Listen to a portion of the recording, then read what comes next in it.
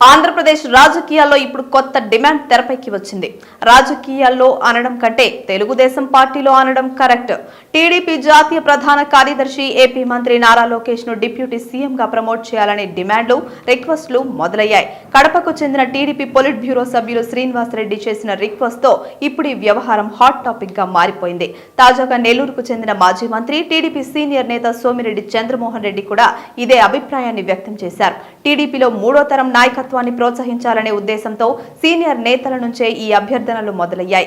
ఈ అభ్యర్థనలపై CM Nara Chandrababu Naidu, deputy CM Pawan Kalyan, BJP అధిష్టానం ఏ నిర్ణయం తీసుకుంటారు అనే ఆసక్తి సర్వత్రా నెలకొంది. మరోవైపు ఈ డిమాండ్ పవన్ కళ్యాణ్ ను కట్టడి చేయడం కోసమేననే వాదనలు వినిపిస్తూ ఉన్నాయి.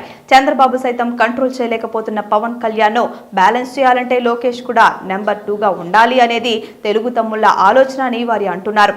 మరి నిజంగానే లోకేష్ ను డిప్యూటీ సీఎం చేయాలనే ఆలోచన క్యాడర్ కోరికనా, పవన్ కట్టడి ప్రయత్నమా? మీరేమనుకుంటున్నారో కామెంట్ చేయండి.